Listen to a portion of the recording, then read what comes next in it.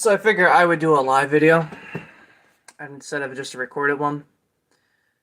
So Carl Jobs recently put up his video for King of Kong 2, and I put a comment on there. It was like a 5 paragraph long comment, and I'm gonna briefly touch upon some of it because it's gonna be a little bit confusing.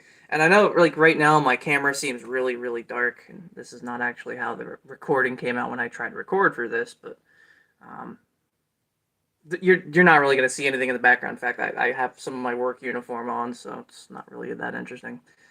A couple things I wanted to point. Can I change this light? It's a little bit. Sorry about that. Um, it's still really fucking dark. I don't know why. I don't know. I can't really do anything about it. I'm not home. I'm actually at my apartment right now, so I can't really do much about that. I'm between work right now, so it's not like I can really just head back home and head into my studio and make a quick recording to do what I really wanted to do. And I'm on my phone, as I said. I would never normally do a stream from my phone, but I figured why the fuck not? I have a free minute. I go into work in about 30 minutes, so I figured I would do one. I'm kind of surprised because I just wanted to discuss and touch upon a few things, like I said. Van Buren was referenced in King of Kong Part 2 as well, and myself. And, you know, originally when I went to DM him and I joined his Discord,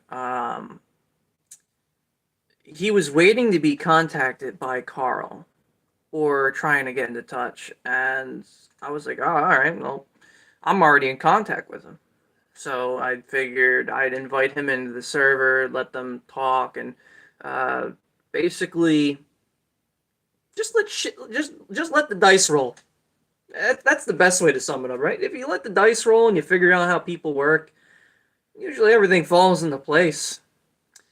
And again, I'm sorry that this is dark as shit. I'm trying my best in the small resource that I have. I look like just a floating head from how fucking dark it is, but I can't help the fact that if I guess I don't look too dark. I don't know. Um, where do we begin with this? Like, Van Buren opened his eyes after I invited him into my server with Carl, and I think it was, you know, pretty enlightening for him to see every side of everything that was going on. Um, Another thing that wasn't really touched upon whatsoever, I guess. I was one of the people that was like cross researching everything that Apollo Legend had done. And this was after King of Kong, of course, so I was helping him with that. Originally, after King of Kong, after he did a video on Billy, the very first one, the fun fact is this: he originally was going to make a video on Isaiah Johnson. Instead, I did one. I saved him the time and effort, and he actually kind of thanked me for it. I didn't really give it much thought at the time, so I didn't really care. I don't know. That was kind of a weird one.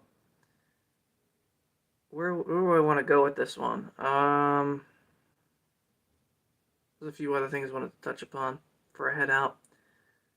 King of Kong, the title, the trademark, is not actually in use. It's active, but it's not in use. If you look up on USPTO, and I know this because I own my own trademarks. I have a couple right here actually, just to show you, for example. Like I'm not joking around. I actually own 2 trademarks in the U.S. So I speak from experience when I'm saying this. Even though I think it's Warner Bros. For whatever reason owns the rights to King of Kong, I don't see how Ed Cunningham or Seth Rogen is associated to them in any manner, but apparently they are. And in one way or another, they're being, and Carl took it right out of my own mouth before I even said it. They're greedy pieces of shit. Yeah. But the thing is that with that trademark, anyone right now, because that trademark was recently updated May this year, they put up a specimen. Now, a specimen, to those that are trying to figure out what the hell a specimen is, a specimen is when you're giving legal document proof of what is potentially you're trying to sell with the name. It could be like a web page or a store or a product, and usually there's classifications, and you have to kind of figure it out as you go. And that's not something that you would normally know off the top of your head. You'd have to kind of figure it out, like what do you want your product to be before you actually trademark something. So they already knew, oh, we're making a documentary. This is kind of what we want to do. So we're gonna try to push this. Hold on, I got a notification just now. I'm just gonna ignore it. They're gonna try to push product via the documentary. So the documentary in itself is its own classification. It's considered a movie of sorts, and that's got its own class number. And that's usually what happens. And then a judge signs off on it, or not a judge, but an attorney, and they just said, "All right, you're good. You can have it. Pay the fee, and you're good to use it, and no one else can infringe on that unless you want to sue them." And then you can sue them for infringement, and legally you have the paperwork to show it. Now, there is one key point. If your specimen is no longer showing sale, in this case, their only specimen was a listing of an Amazon poster that had King of Kong on it. They put the poster up for sale, took the photo, waited a few days. Obviously, no one bought it because no one wants King of Kong. And then, magically, they got their rights back sometime in May. It was approved by an attorney, and then they took it down. You can't buy that poster on Amazon. So when you're not able to get the one thing that they claim is a specimen and is associated to the documentary, which there isn't anything else because there's no other profit margin, it is now considered an invalid trademark. So what I'm saying by that is the title that I have on this video, I'm free to use King of Kong on the title because it's not a valid trademark. It may be active, but it's not valid. Here's an example of an invalid, or a non-invalid, but an actual valid. So this, see that logo? You might recognize that. That was on my shirt in the first video of Karl's video. I usually wear that shirt. I have a blue shirt with that icon. That's my own trademark for my website. A little logo, a little sprite thing I drew up. And that's trademarked via multiple platforms, social media platforms that I stream off of, and future product that I haven't yet listed. And other various unrelated shit, but I'm not going to get into it right now. That's something I'm planning for next year. And a few other things I'm trying to go back to and plan for, which I didn't really get a chance to in the last couple of years. But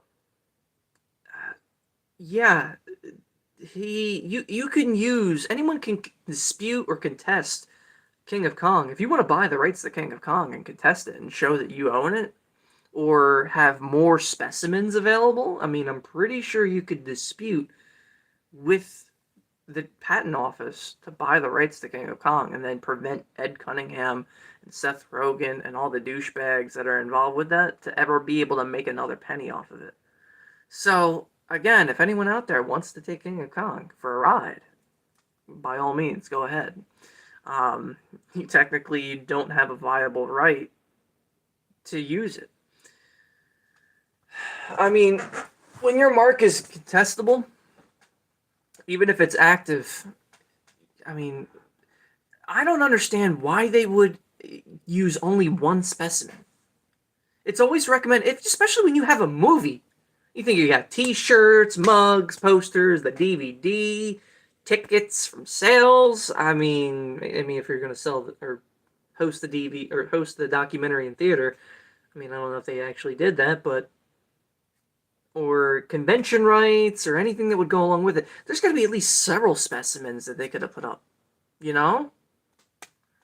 I mean, they do their own trading cards. I mean, they could have wrapped King of Kong And the Walter Day trading cards is one whole thing, and I don't even think the Walter Day trading cards is copyrighted. I think anyone can make Walter Day trading cards. There is the whole thing where it's like, oh well, if the person's name's on it, if they made it, it's theirs. That really only goes so far in the country that you're in.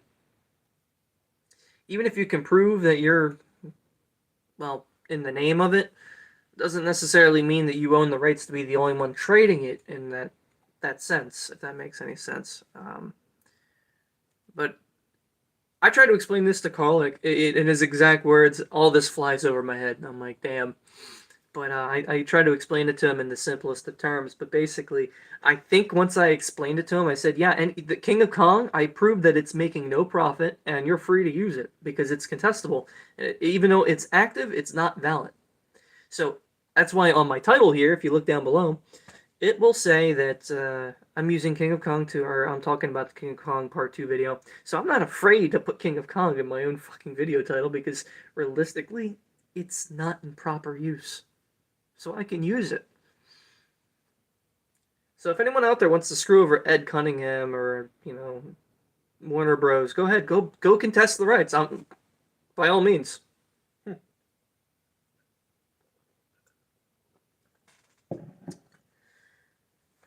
You know, I'm just like, I don't know, I'm kind of miffed. There's a lot that I want to say right now, and I don't have even the remote time because I have to head out right now. Um, I was going to try to wrap this up in like 30 minutes or less.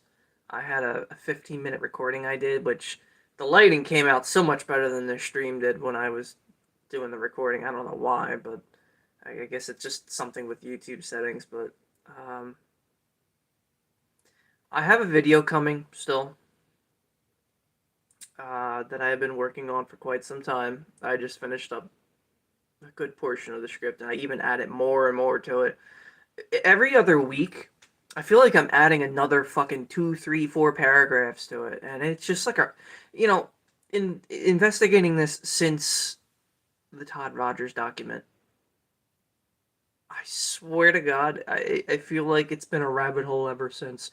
Every other month, I'm adding more and more and more and more and more and more and more and more crap to it, and it just never fucking ends. It's a never-ending shit show that I openly don't want to fucking look at anymore. I don't want to remotely ever see Billy Mitchell, Isaiah Johnson, or Todd Rogers or Walter Day. I don't want to see any of their fucking names ever again in fucking cyberspace because it is to me personally. Whenever I see those names, I'm just reminded of Apollo, my own friend. So it's hard for me.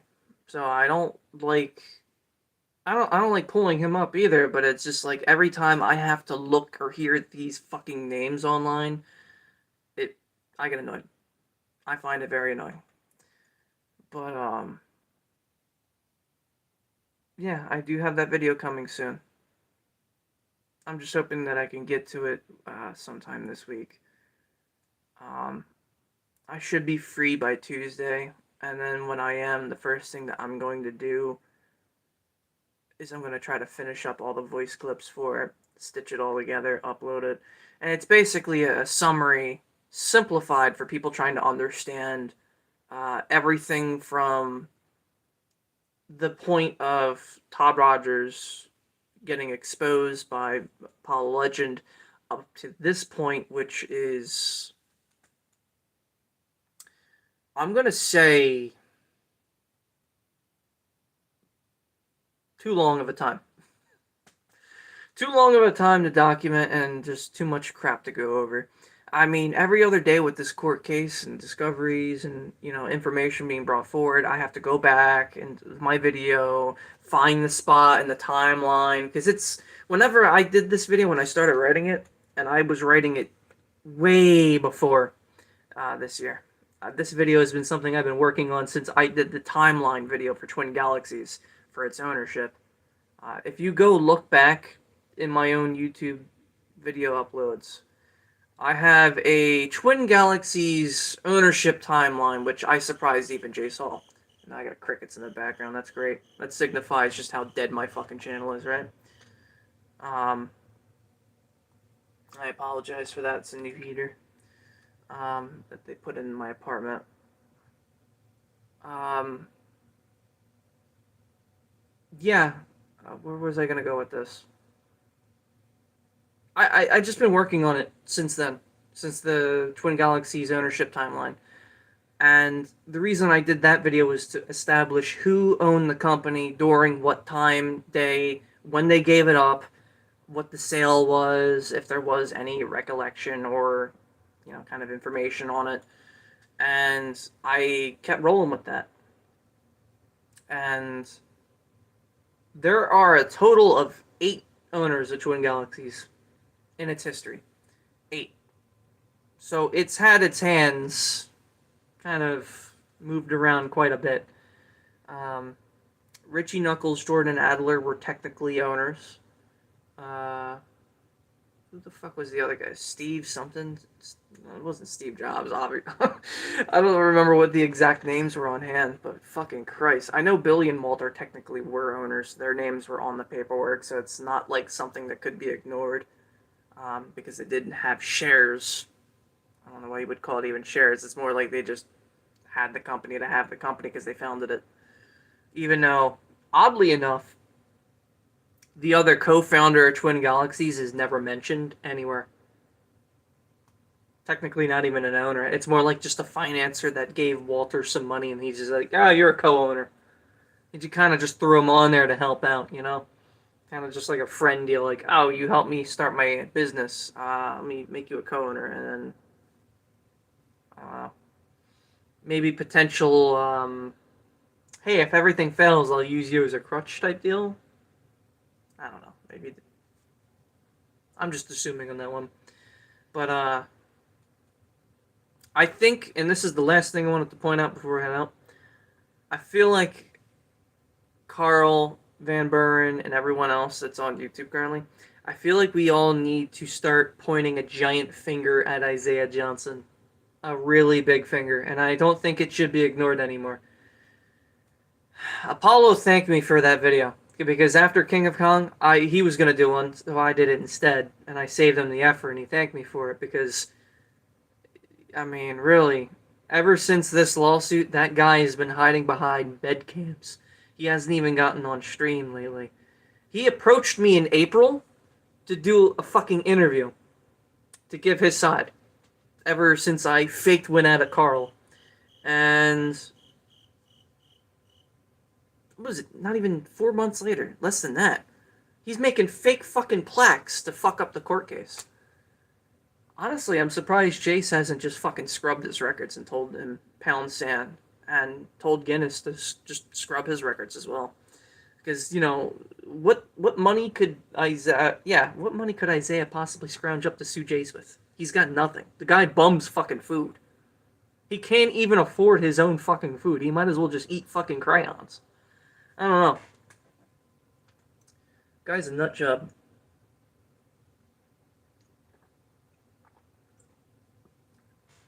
I remember seeing a video clip or a stream where he was e-begging to pay his light bill. He's like, guys, I need $5 more. I need to pay the lights. Gotta give me the money for the lights, guys. And it's just like, damn, you desperate. Hey, I can afford a light bill. I got a light here. I'm gonna turn it the fuck out now because I have to head out. You guys take care.